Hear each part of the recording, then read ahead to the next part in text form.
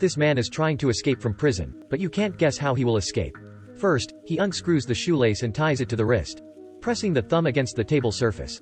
Then he makes his thumb broke. McCabe threatens his fellow inmates while prison guards go out to get some air, forcing him to steal the drug while the guards give out the drugs to escape. Then, he goes to an empty room, pulls out a string from the box. Taking the medicine that is hidden inside the cup, he carefully ties the vial with the string. Finally, he uses the other end of the string to tie it to the tooth, then stuffs into his mouth. Next, he uses his tongue to push the vial into the throat. 1 2 3. He directly swallows the vial into the throat. Then he removes the lighter, takes out flint, and tucks it directly into the tip of the nail. Forget to mention, McCabe has an IQ of 150. He's also very famous in prison. He successfully escaped the prison many times. He also killed many prison guards. The policeman named Connor finds him and asks for a favor. He wants him to save his son, because only his marrow is suitable for his son. So McCabe wants to take this opportunity to escape from prison again. First, he goes to the prison library and looks up hospital information. Just before the guard finds out, he has successfully downloaded the hospital map. On the day of going to the hospital, he has prepared everything. Because he is a dangerous person, the police also pay close attention. On the other hand, there is a path next to the hospital to the detention room. In Connor's opinion, they'll wait for the surgery to finish, then locking up McCabe in the detention room for checking for a few days. At that time, McCabe is taken to the hospital, sitting on an electric elevator to get off the car. The police bring 2 trained dogs. Unexpectedly, the 2 dogs are scared by him. When he is brought inside and talks to Connor, because of the vial in his throat, he can't pronounce properly. Connor can't wait to save his son, so he ignores it. Then arriving at the room, they take off the belt and put McCabe on the bed. Now the doctor orders to remove the handcuffs. Otherwise, it will be very difficult to get the marrow. They have no choice, but to take off the handcuffs and lay him down. McCabe tries his best to adjust the thumb position. When the doctor injects the anesthetic, he uses his teeth to crack the vial in his mouth. Time gradually passes. The anesthetic has no effect at all. At this point, McCabe pulls his hand out.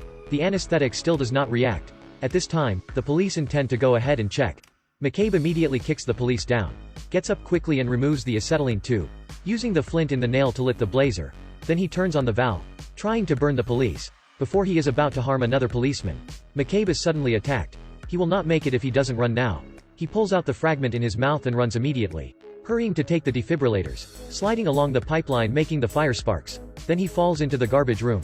At this time, the chief sends people to chase, but when Connor arrives at the garbage room, he doesn't aware that McCabe has escaped to another way. McCabe follows the pipeline to climb out. He pushes the small cart and rushes to the Department of Radiation with a cuffed leg. He threatens the doctor with a knife, forcing the doctor to use a welder to cut off the cuff. After that, he goes to the emergency room to stitch the wound, then forcing a doctor here to be a hostage. Connor then catch up with McCabe. McCabe threatens him that if he dies, then his marrow cannot be used. The doctor also admits this. Connor has no choice but to put the gun down, then covering for McCabe to escape.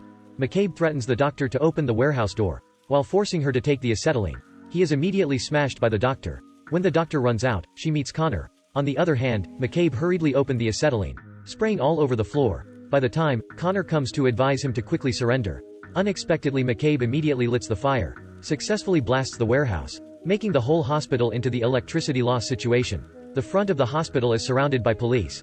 McCabe has no choice but to use Plan B, escaping to the path next to the detention room, sweaty climbing over the iron-barbed fence. The door is locked, so he smashes the glass with his hand.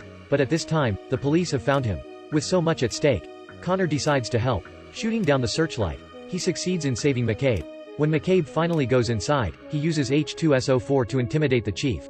He successfully controls the entire detention room, handcuffing the chief and the guards. The first thing is to find a way. He moves the cabinet, then takes the axe to dig the wall to escape.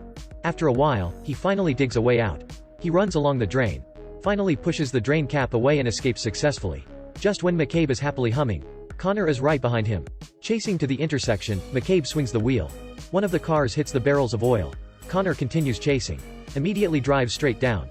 Continuing to chase McCabe, Connor quickly orders the site to be sealed off, while lifting all major bridges. Eventually, the police have to be assisted by aircraft. McCabe knows that the situation is not good, so he immediately pulls out a gun to attack, while the two are shooting each other, because Connor does not want to let McCabe get hurt. So he immediately covers him for a fatal shot. But right now McCabe has not given up the intention of escaping. As soon as he is about to jump down, he is shot by Connor, then falls straight into the sea. Practice makes perfect. McCabe is finally touched by Connor. He voluntarily donates his marrow to Connor's son. Of course, the story isn't over yet. When he hears that the child has recovered, McCabe raises the bed and threatens the police with a gun. and asks, "What kind of car do you have?"